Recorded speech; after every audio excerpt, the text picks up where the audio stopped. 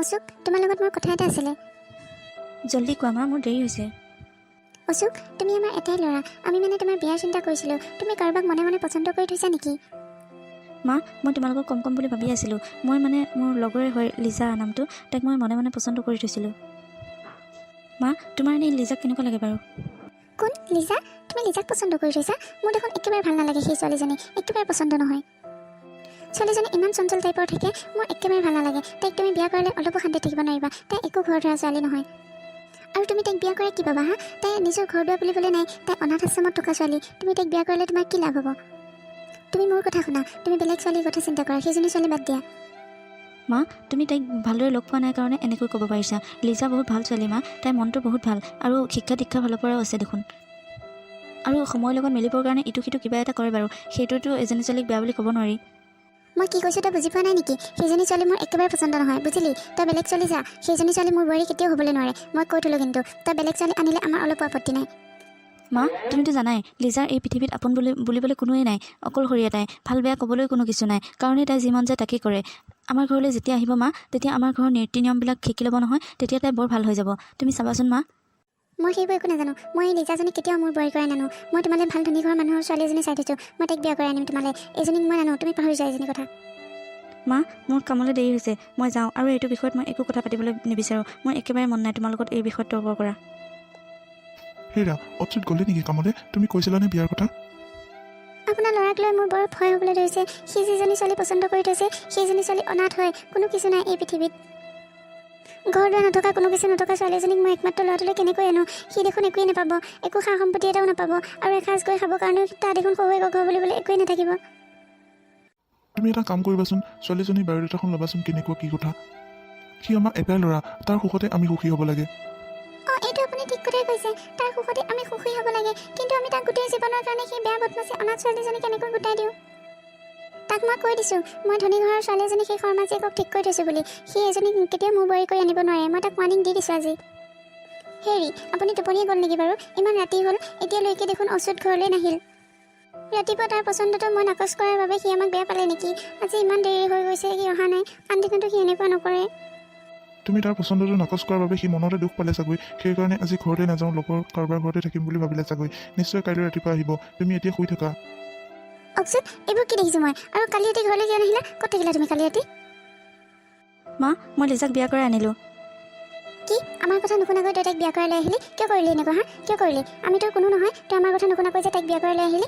এই কেতিয়াও আমাৰ ঘৰৰ বোৱাৰী হ'ব নোৱাৰে। মই কেতিয়াও এক বোৱাৰী হিচাপে মানি নলওঁ। আৰু তই এইটো দিন দেখাবলৈ মোক জীয়াই আহিছিলি। আমি এইটো দিন চাবলৈ জীয়াই আছোঁ হা? মা, মোৰ নিজৰ মা দেউতা বুলিবলৈ কোনো নাই। সৰুতে ঢুকাল। এতিয়াৰ পৰা আপোনালোকে মোৰ মা দেউতা। আপোনালোকৰ বাহিৰে মোৰ কোনো নাই। আপোনালোকৰ পৰা মাত্ৰ মোক অলপ মৰমহে লাগে, বাকী মোক একো নালাগে। আপুনি মোক যেনেদৰে ৰাখে মই তেনেদৰে থাকিম মা। যদি আপুনি কয় সুদা ভাতকেইটাকে খাই থাক, মই তেনেকৈ থাকিম মা। আৰু যদি কয় সেই কোণাটোতে পৰি থাক, মই তেনেকৈ তাতে পৰি থাকিম মা। আপোনালোকেতো জানেই, মই সৰুৰে পৰা অনাথ আশ্ৰমতে ডাঙৰ হৈছোঁ। মই নিজৰ মা দেউতা মৰম বুলিবলৈ একোৱেই নাপালোঁ। একো মনতে নাই তেওঁলোকে মোক কেনেকৈ মৰম কৰিছিল, কি কৰিছিল। এতিয়া আপোনালোকৰ পৰা অলপ মৰম বিচাৰোঁ মা। মোক আঁতৰাই নিদিব। আপোনালোকে মোক আঁতৰাই নপঠাব মা। আপোনালোকৰ লগত মই থাকিব বিচাৰোঁ মা। কি হৈছে এইবোৰ? তোমালোকে এইবোৰ কি কৰিছা মানে? আহক আহক, আপুনিও চাই লওক আপোনাৰ ল'ৰাৰ কাণ্ড। এইটো দিন চাবলৈ আপুনি ইমান কষ্ট কৰি তাক ডাঙৰ দীঘল কৰিলে। সেই অনাথজনীক বিয়া কৰাই লৈ আহিলে। যাওক। ঐ ছোৱালী, কাণখন খুলি শুনি ল। তোৰ মা দেউতাই আমি নহয়, আমাৰ ল'ৰাৰহে আমি মা দেউতা। আৰু তোক মোৰ ল'ৰাই বিয়া কৰাই আনিলেই যেতিয়া, এতিয়াতো আমাৰ একো উপায় নাই, আমি ৰাখিবই লাগিব। তই এইখন ঘৰত মোৰ বোৱাৰী হৈ কেতিয়াও থাকিব নোৱাৰ। তোক অচ্যুতে আনিছে যেতিয়া তোক অচ্যুতেই ৰাখিব। হ'ব দিয়া, আনিলে যেতিয়া আৰু এতিয়া তুমি এইবোৰ কৈ কি লাভ পাবা? বাস্তৱক স্বীকাৰ কৰি লোৱা। মা, অ' মা, আপুনি শুইয়ে আছে নেকি? 10 বাজি গ'ল দেখোন, উঠকচোন। মা, আপোনাৰ কাৰণে এই হালধি ৰস অলপ আনিছিলোঁ, আপুনি খাই দিয়কচোন, মূৰৰ বিষটো ভাল পাব। মই শুই থকা কি তোৰ সহ্য হোৱা নাই নেকি? তই মোক জগাবলৈ আহিলি যে।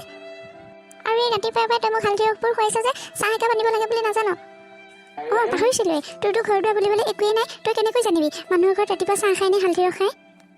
হ'ব দিয়ক মা, মই আপোনাৰ কাৰণে হালধি ৰসখিনি থৈ চাহ একাপ লৈ আহোঁ। ৰবি, তই যাওঁ বুলি ক'লে যাব নোৱাৰ নহয়। মোৰ কথা এতিয়াও শেষ হোৱা নাই, শুনি যা। তইতো নিজৰ ফালৰ পৰা একো সা সম্পত্তি আনিবই পৰা নাই মোৰ ঘৰলৈ। মোৰ ল'ৰাটোৰ সা সম্পত্তিবিলাক আৰু টকাবিলাক খাম বুলিহে আহিছ, নহয় জানো? মোৰ ল'ৰাৰ মাহৰ দৰমহাটো তই হাত কৰি ল'ব পাৰিম বুলি নাভাবিবি। মোৰ ল'ৰাই প্ৰতিমাহে দৰমহা পাই আহি মোৰ হাততে দিয়ে, আৰু এতিয়াও দিব লাগিব। তই আহিলি বুলি তই গোটেইখিনি পইচা লৈ খাম বুলি কেতিয়াও নাভাবিবি। মা, মোৰ সেইবোৰ দৰমহা পইচাৰ লগত একো কথা নাই। সেইবোৰ আপুনিয়ে লৈ ল'ব, মোক একো নালাগে। তোৰ দেখোন মুখখন বৰকৈ চলিছে এইখন ঘৰত থাকিলে মোৰ মতে চলিব লাগিব এইটো কথা ভালদৰে জানি ল লিজা কি হ'ল তোমাৰ তুমি ইয়াত অকলে অকলে বহি কান্দি আছা যে কিয় অচুত মায়ে মোক অনাবৰতে গালি পাৰি থাকে প্ৰতিটো কামতে ভুল ধৰি থাকে মই বৰ অশান্তি পোৱা হৈ গৈছোঁ মই কি কৰিম কোৱাচোন এইটো নকৰিবি সেইটো নকৰিবি মই কি কৰিব লাগে মই একো বুজি পোৱা নাই ইমান দিন হৈ গ'ল মোক এতিয়াও বুজি পোৱা নাই মানুহজনীয়ে সেইটো কথা তুমি ইমান চিন্তা কৰি নাথাকিবাচোন কেলৈ ইমান দুখ কৰিব লাগে মায়েহে কৈছে তুমি যে মোৰ পচন্দ তুমি মাৰ পচন্দ হোৱা হয় তোমাক একো নক'লে হয় তুমি এতিয়া মাৰ পচন্দ হ'বলৈ চেষ্টা কৰা আকৌ তুমি যেতিয়া মাৰ পচন্দ বোৱাৰীজনী হৈ যাবা নহয় তেতিয়া তোমাক মায়ে বহুত ভাল পাব তেতিয়া একো সমস্যা নাথাকিব কিন্তু কেতিয়া আহিব সেই সময়ত মইতো মাৰ মতেই চলি আহিছোঁ আজিলৈকে এদিনো মোৰ মতে একো কৰিয়ে পোৱা নাই তথাপিও কিয় এনেকুৱা কৰি আছে মোৰ লগত হেল্ল' হয় হয় মই অক্ষতৰ মাকে কৈছোঁ কওকচোন কোনে কৈছে আপুনি কি এক্সিডেণ্ট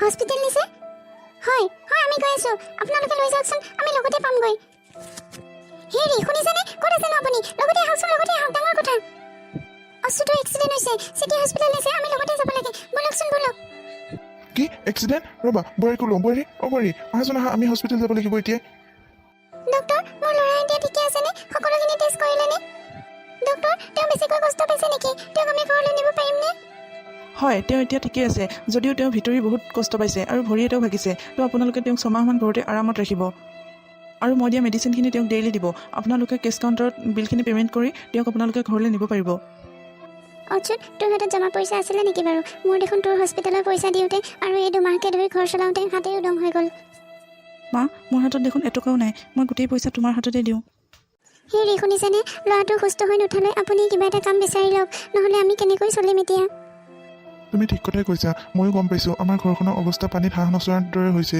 মই কিবা এটা কাম বিচাৰি ল'ব লাগিব মা দেউতা মই অক্সিজেনৰ কামটোত জইন কৰোঁ নেকি মোৰ পঢ়া শুনাও আছে মই যদি তেওঁ সুস্থ হৈ উঠালৈ তেওঁ কামটোতে সোমাই থাকোঁ পইচা অলপো আহিব আমি ধুনীয়াকৈ চলিব পাৰিম কি তই কাম কৰিবি মা আপুনি দেউতাক কাম কৰিব পঠাইছে হয় দেউতা বয়সো হৈছে আৰু প্ৰেছাৰ থকা মানুহ ঘপককৈ যদি ৰ'দত কিবা এটা হৈ যায় সেইকাৰণে দেউতা ঘৰতে থাকক মই অচ্যুতৰ কামটোতে জইন কৰোঁ আৰু মা মই আপোনালোকক মোৰ নিজৰ মা দেউতা বুলি ভাবোঁ মই আপোনালোকৰ নিজৰ ছোৱালী এইখন মোৰ ঘৰ আপোনালোক মোৰ মা দেউতা মই মোৰ ঘৰখনক বিপদত পৰিব কেনেকৈ দিওঁ কেনেকৈ মই চাই থাকোঁ মোৰ ঘৰখনৰ দুখ মা মোৰ কামটোতে লিজাক জইন কৰিবলৈ দিয়া তাই গোটেইখিনি জানেই মোৰ কামৰ বিষয়ে তাইৰ বেছি কষ্ট নহয় দিয়া মই সুস্থ হৈ উঠালৈ তাই কৰি থাকক লিজা সঁচাকৈ তোমাৰ মনটো বৰ ভাল মই ভুল আছিলোঁ লিজা মই তোমাক বহুত কষ্ট দিলোঁ মোক ক্ষমা কৰি দিয়া লিজা মই তোমাক বহুত কষ্ট দিলোঁ বহুত বেয়া ব্যৱহাৰ কৰিলোঁ তোমাৰ লগত মা নিজৰ সন্তানৰ আগত মাক দেউতাকে ক্ষমা নোখোজে নহয় আপুনি মোৰ পৰীক্ষাহে লৈ আছিলে যি পৰীক্ষাত মই পাছ কৰিলোঁ মা আজিৰ পৰা আপুনি মোৰ মা লিজা আজিৰ পৰা তুমি মোৰ ছোৱালী